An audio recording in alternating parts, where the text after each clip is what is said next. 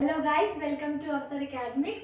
आज हम अपनी सेकेंड बुक का first chapter challenges of nation building का टॉपिक करेंगे पार्टीशन। ठीक है, पार्टीशन किस तरह हुआ, कब हुआ और उसके क्या क्या कॉन्सिक्वेंसेस हमें झेलने पड़े, ये सब हमें इसमें पढ़ना है। ठीक है, तो पार्टीशन क्या था वो आपको लास्ट वीडियो में मैंने बताया था कि 15 अगस्त 1947 को जब इंडिया आजाद हुआ तो इंडिया अकेला कंट्री आजाद नहीं हुआ था, उसका पार्टीशन हो गया था और एक साथ दो कंट्री जो है वो दुनिया के नक्शे पे उभर के आई थी, एक इंडिया और पाकिस्तान।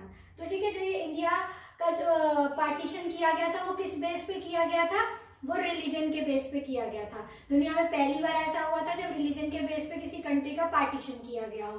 तो वो पार्टीशन जो है कि सोच आई कहाँ से थी, तो बेसिकली ये सोच जो है वो मुस्लिम लीग के थ्रू आई थी। मुस्लिम लीग बहुत पहले से ये कह रही थी। मुस्लिम लीग क्या थी? मुस्लिम लीग जो है एक पार्टी थी, जैसे और पार्टीज होती है कांग्रेस वगैरह, ऐसे ही मुस्लिम लीग भी पहले इंडिपेंडेंस से पहले ही एक पॉलिटिकल पार्टी थी जिसका हेड जो था वो मोहम्मद अली जिन्ना था। ठीक है, तो उन्होंने सबसे पहले ये रखी थी two nation theory.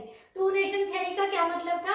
Two nation theory से उनका ये मतलब था कि भारत जो है एक ऐसा देश है जिसमें दो तरह के लोग रह रहे हैं, एक देश में दो राष्ट्र रह रहे हैं, two peoples in one country, जो कि साथ नहीं रह सकते हैं। तो मुस्लिम लीग का ये कहना था कि ये दो कम्युनिटीज हैं, ये दो अलग तरह के धर्म है, अलग तरह के लोग हैं, ये किसी भी हालत में साथ में नहीं रह सकते हैं, इसलिए इस का जो है पार्टीशन किया जाना चाहिए और मुस्लिम्स की अलग से एक मुस्लिम कंट्री बना देनी चाहिए।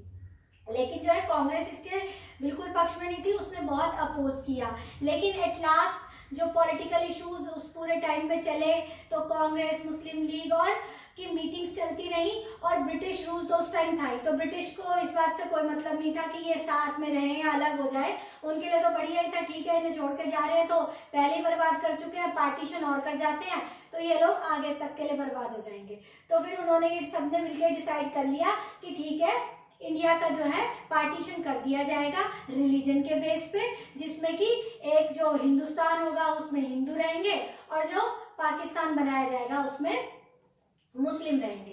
फिर प्रोसेस ऑफ पार्टीशन क्या रहा? ऐसे कह देना तो ठीक था, पेपर पे कह दिया कि ठीक है पार्टीशन कर देंगे, लेकिन क्या ये बहुत आसान रहा होगा? सदियों से जो एक देश रहा था, एक सनातन देश है इंडिया, कोई तभी बना हुआ देश तो था नहीं कि आप उस पर लाइन खींच देंगे और एक के दो देश बना देंगे।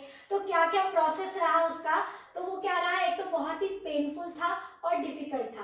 पेनफुल इसलिए था कि एक देश के इवन घर में भी बंटवारा होता है तो उस चीज का बहुत दुख होता है, तो यहाँ तो देश के दो हिस्से किए जा रहे थे जिसमें कि पूरी जनता परेशान हो रही थी। उसके अलावा बहुत डिफिकल्ट भी था। क्यों डिफिकल्टी सबसे बड़ी क्या आ रही थी?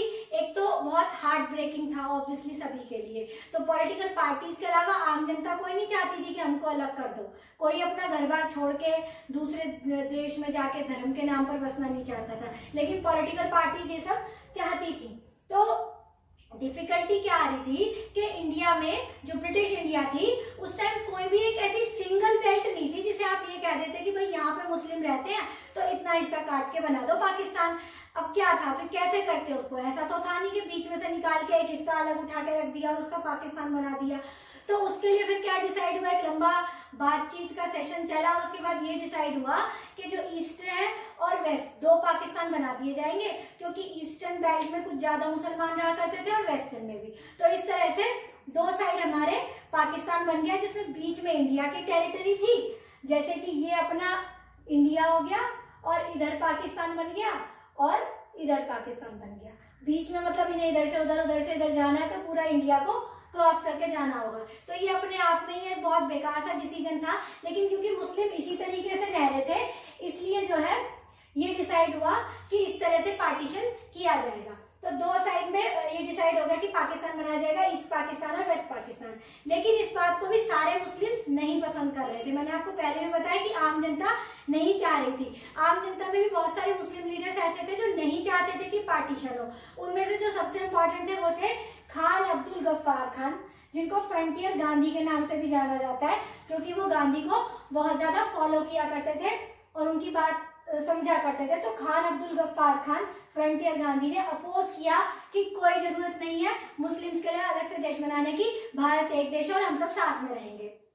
तो ये खान अब्दुल गफ्फार खान जो है, फ्रंटियर गांधी बहुत इंपॉर्टेंट है, ये 1 मार्क के क्वेश्चन में आ जाता है कि फ्रंटियर गांधी का नाम बताइए या खान अब्दुल गफ्फार खान को किस नाम से जाना जाता था।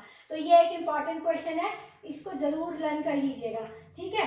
अब इसके अलावा और क्या प्रोसेस डिसाइड हुआ कि पंजाब और बंगाल, ये दो ऐसी स्टेट्स थी जिसमें हिंदू भी रहते थे और मुसलमान भी रहा करते थे।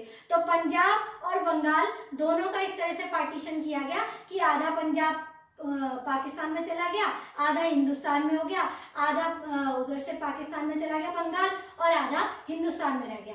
इन दो स्टेट्स की जो डिस्प्लेसमेंट हुई ना लोगों की, वो सबसे ज्यादा वायलेंट रही और सबसे ज्यादा प्रॉब्लम जो है उन्हीं जगह पर हुई। वो जो स्टेट्स थी वो पूरा वायलेंस के एक तरह से अड्डे बन गए थे। इतनी ज्यादा किलिंग हुई वहां पर, इतने ज्यादा लोगों के घर जलाए गए, इतने ज्यादा लेडीज को रेप किया गया, उनको किडनैप किया गया। तो बहुत ज्यादा प्रॉब्लम्स जो है इन स्टेट्स में आई, पंजाब, बंगाल और उधर से लाहौर, कलकत्ता, इन स्टेट्स में बहुत ज्यादा वायलेंस हुई।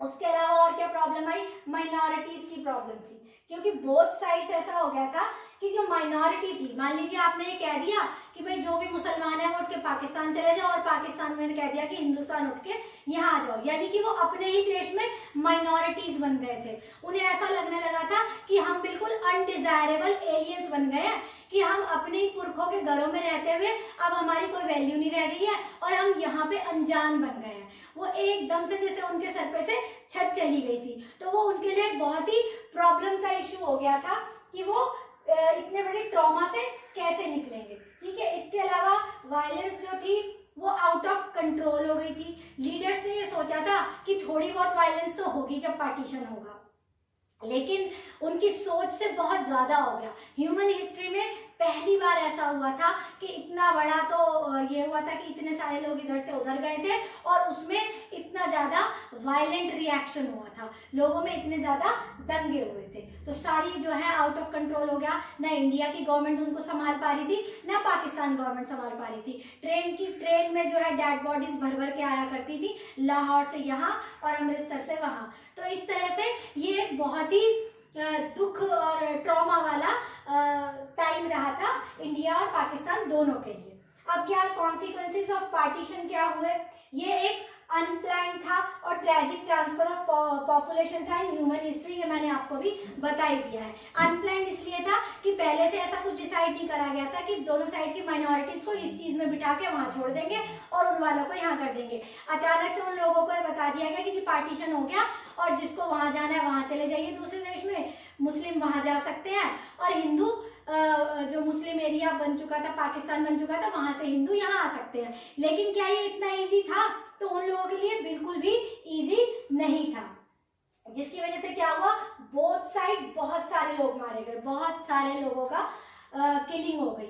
माइनॉरिटीज जो थे वो फिर वो क्या करते, जो लोग फिर आ भी गए किसी तरीके से, जो दंगों से बच बुचा के पाकिस्तान से इंडिया आ गए हिंदूज और इंडिया से पाकिस्तान चले गए मुस्लिम, फिर वो रहते कहाँ, क्योंकि उनका घर बार सब कुछ तो यही छूट गया था और इतने दंगों के बीच में ऐसा भी नहीं था कि वो अपना सामान साथ में ले गए थे, तो वो कुछ भी अपने साथ ले जा भी नहीं पाए थे। तो ऐसी कंडीशंस में वो रहते कहाँ, तो उनको टेम्परेरी शेल्टर मिला था, कहाँ पर, रिफ्यूजी कैंप्स बनाए गए थे।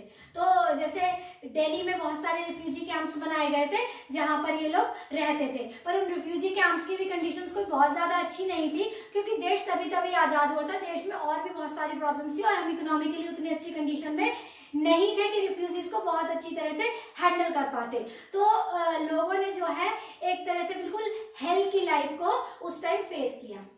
इसके अलावा सबसे ज्यादा जो बुरा हुआ वो वेमेन के साथ हुआ। उनको जबरदस्ती किडनैप कर लिया जाता था, उनका रिलीजन चेंज करा दिया जाता था, जबरदस्ती उनसे मैरिज करके कर ली जाती थी। जैसे जो हिंदू थी वो उधर उनसे शादी करके उनको मुस्लिम बना लिया जाता था, ऐसा ही यहाँ पर होता था। इसके अलावा बहुत सारे बच्चे जो है वो अपने पेरेंट्स से अलग हो गए थे, बहुत सारे बच्चों को किडनैप कर लिया गया था। तो विमेन एंड चिल्ड्रन के साथ भी बहुत खराब सिचुएशन ये रही। अब आपने देखा ही होगा कि बहुत सारे फिल्म मेकर्स ने इसके ऊपर बहुत सारी फिल्म्स बनाई हैं, आपने जरूर कोई देखी होगी। इसके अलावा बहुत सारी नॉवेल्स लिखी गई हैं, शॉर्ट स्टोरीज लिखी गई हैं, बहुत कुछ इस बारे में लिखा गया है और इसको एक बहुत ही हार्ट ब्रेकिंग टाइम जो है वो इंडियन हिस्ट्री में बोला गया है।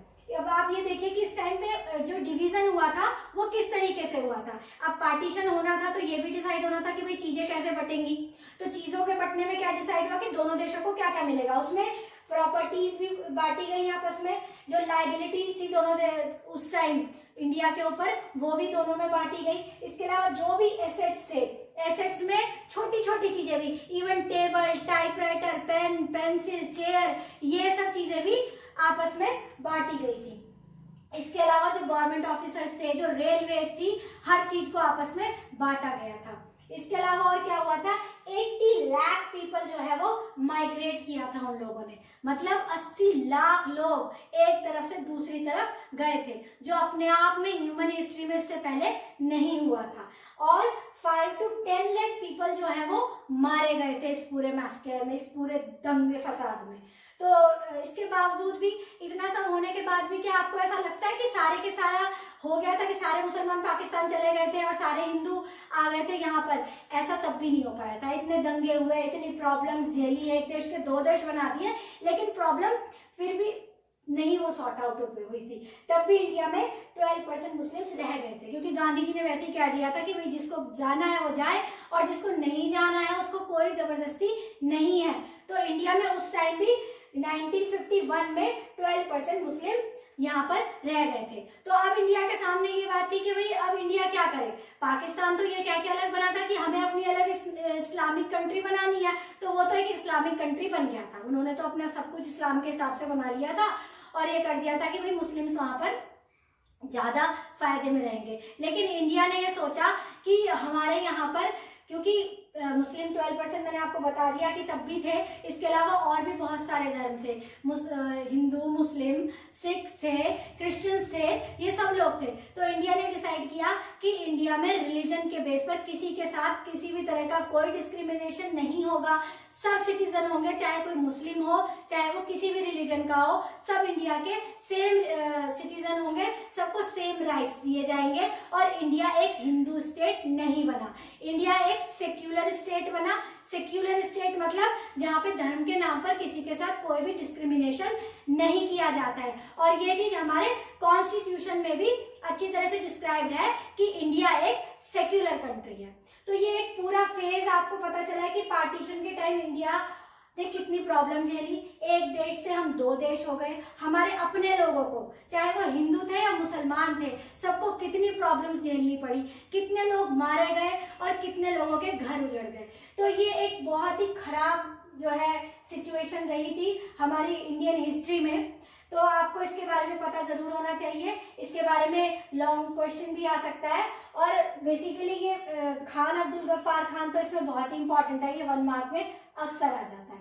तो आई थिंक कि आपको अच्छी तरह से समझ आ गया होगा। मैंने डिटेल में आपको बता दिया है, लेकिन फिर भी कुछ समझ नहीं आता तो आप कमेंट सेक्शन में क्वेश्चन कर सकते हैं। Thank you very much.